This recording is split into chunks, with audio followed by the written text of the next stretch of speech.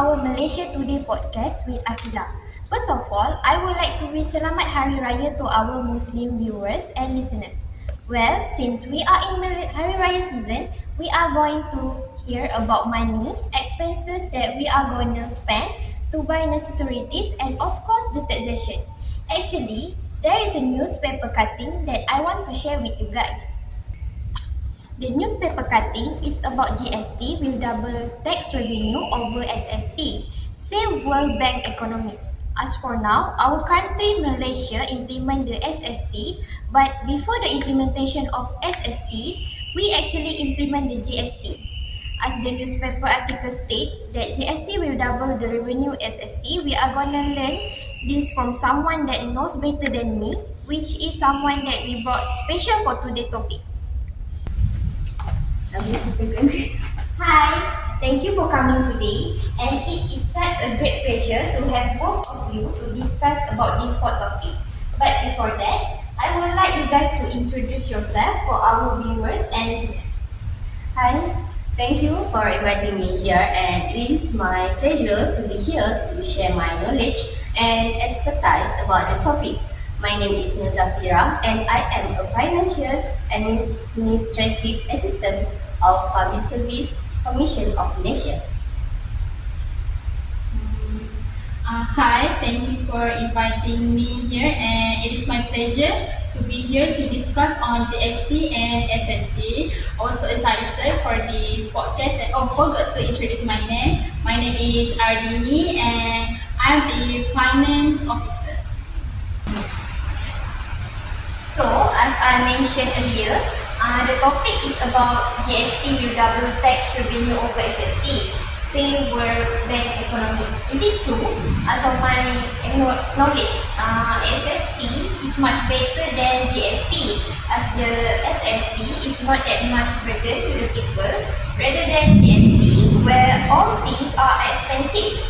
So, can Ms. ZAFIRAH explain about it? Why it say that GST will double the revenue over the SST? Thank you.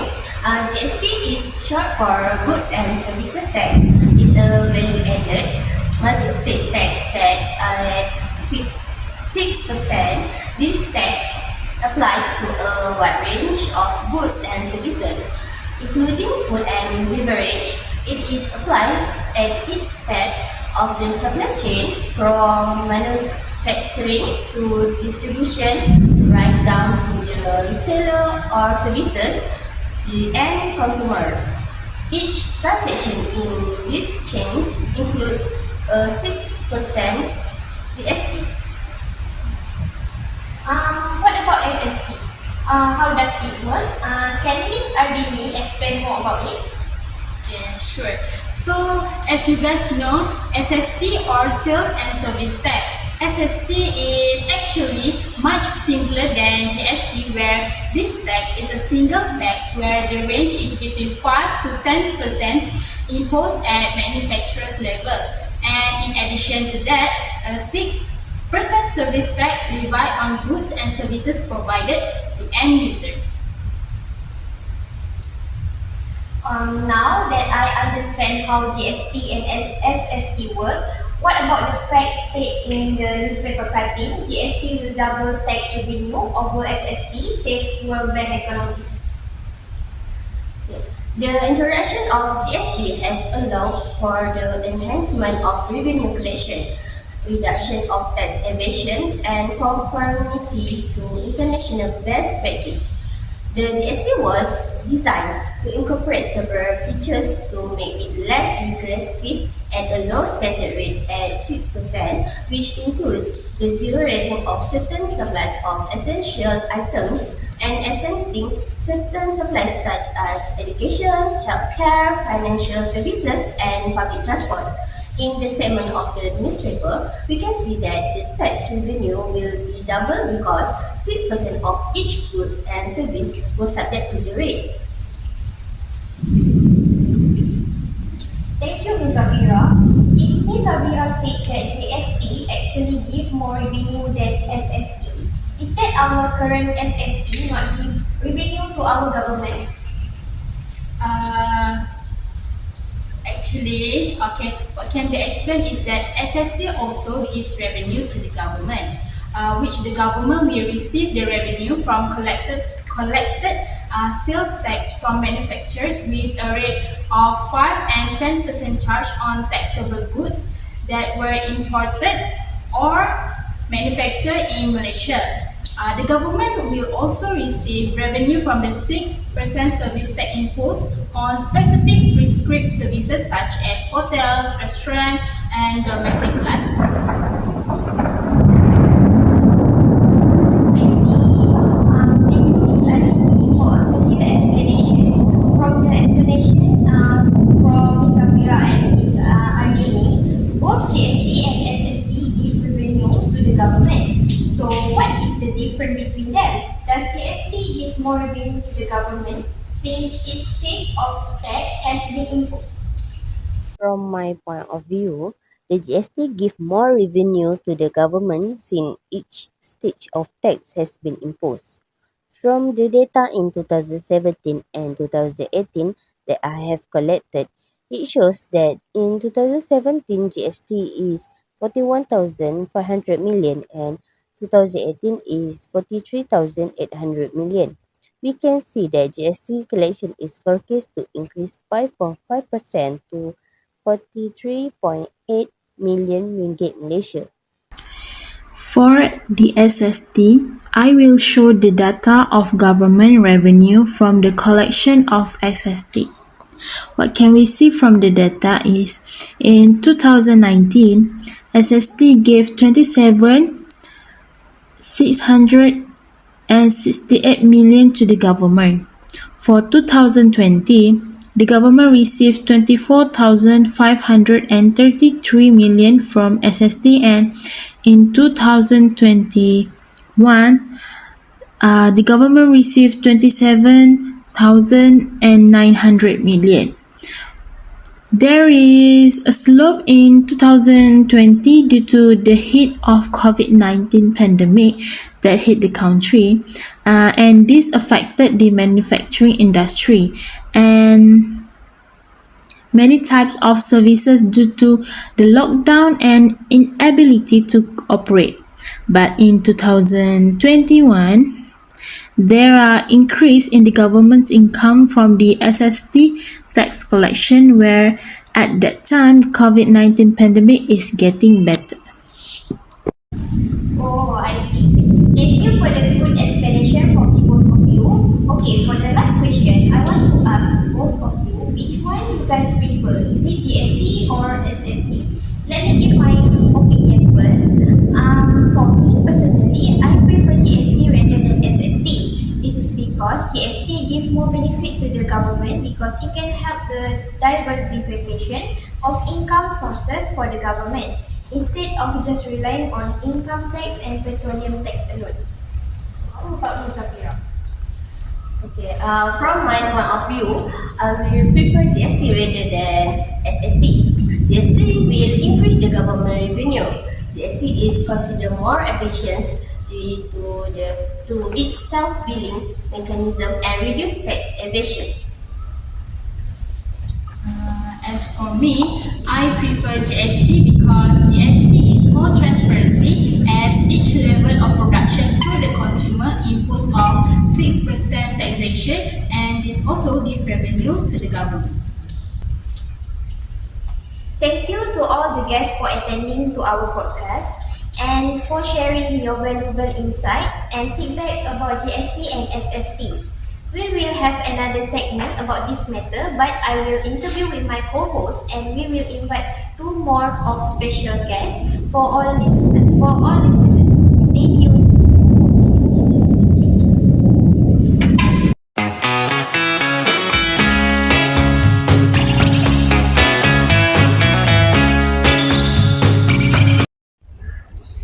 Thank you, Aqilah. Assalamualaikum everyone and welcome back to our show, Malaysia Today's. So, our topic today is money matters, which is good and service tax, GST and SST. Our special guest is an expert who will share more regarding to our issues for today. We are together with Miss ALYA from Malaysia Economy Association and Mr. Amin Professor Economy in University Malaysia. Welcome to our studio. Thank you, Intan. Hi and good morning. I would like to thank Malaysia Today for giving me the opportunity to share my expertise and views related to our topic today. Okay, thank you, host. So thank you for inviting me to this session to go over the issues of GST and SST currently going on in our country. So I sure that many of you, the audience, recognize me as the representative of the Malaysian Economic Association. So please bear with us to talk about GST and SST.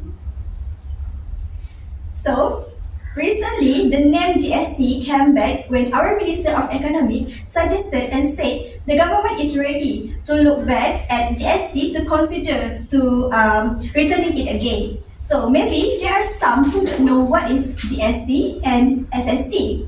So maybe both of you can explain to the audience of Malaysia Today about that first. May I?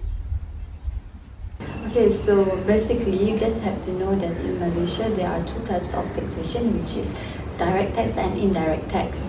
So the name given is good and services tax, which is known by the people is GST.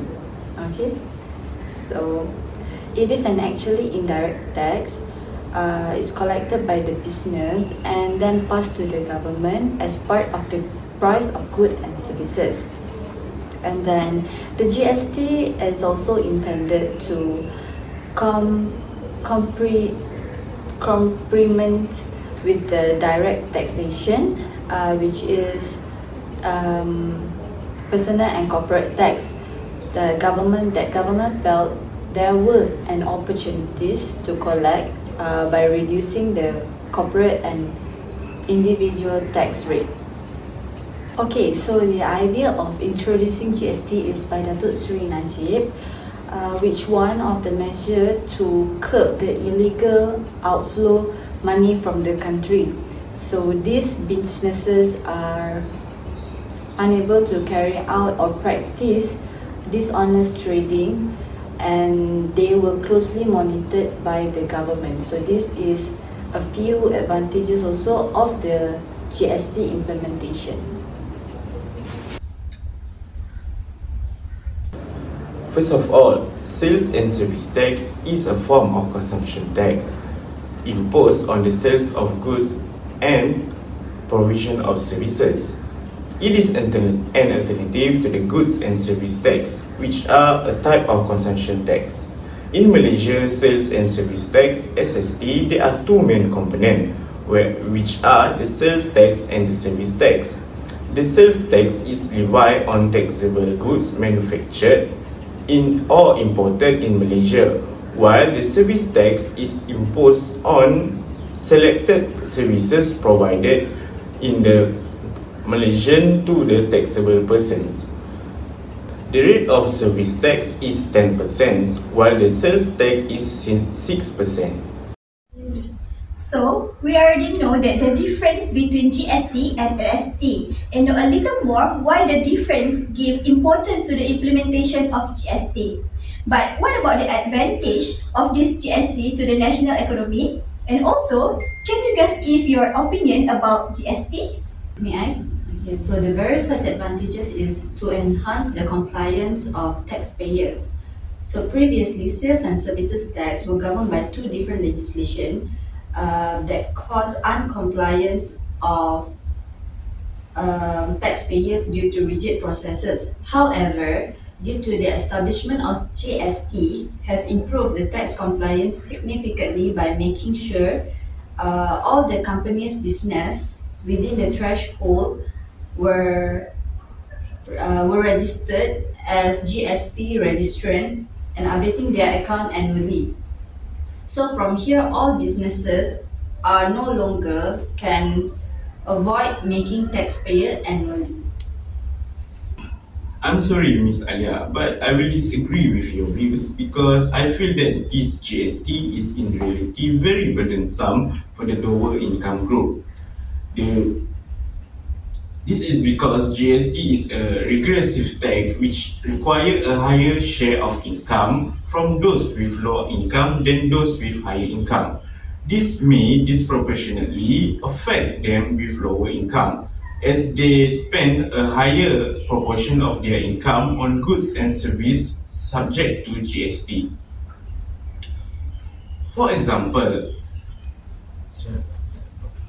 they have to spend more than they. For example, they have to spend more than they can because the price of goods has increased due to GST was implemented. This will certainly put a lot of pressure to the lower income group. According to Encik Amin, about the GST prices, right? The cost of price of goods and services increasing, but there is actually a purpose behind that. The price increasing results on fair pricing to consumer for all consumer actually. Manufacturers, suppliers, warehouse, distribution centers, dealers, as well as more would typically make up the supply chain network for commercial transaction. In order to prevent double taxation, the government will apply the value added tax, which is VAT, to added at each link in the chain. As a result, the value added items processed, distribute, or services supplied would be subject to the net tax payable. Hence, the implementation of GST is also eliminate double taxation under the previous indirect taxation. So, for example, now there are 22 products that were previously subjected to SST have been exempted from the GST since its adoption. For example, to the logistic businesses. On the other hand, there were 273 products that previously had a 10% SST applied to that now have a 6% of GST. However, the primary issue to be the price manipulation by the traders has been resolved. Once the cost of all goods purchased by the customer could be fixed and managed, GST will no longer be a primary concern for the consumer in the country, in the industry. To be honest, I agree with the explanation by Mr. ALYA a moment ago in solving the problem that arises as a result of the GST, which will cause an increase of goods due to the double taxation. However, in our current situation, people are starting back to request for GST as the current tax SST is increasing from 8% to 6%. So people with a lower income has difficulties about it, and it has come into a huge impact to the middle and lower incomers. Even though Datuk Sri Anwar present in the 2024 budget that tax is not applicable to food and services only, but it brings a huge impact as we people have our own needs and wants to be fulfilled. So, with its implementation, it will bring such a result that is we practice GST more transparently. So, if GST was implemented again, it will actually make a solid implementation and will bring benefits. So, for me, it is indeed right that we have to take up knowledge and find out before we impose which implementation is better with either GST or SST. And actually, as a citizen, we have to look carefully, learn of that, and like we have shared with you guys. So, we want to say a big thank you for Miss ALYA and Mr. Amin for coming and sharing their knowledge with us today. So, thank you everyone. See you another episode.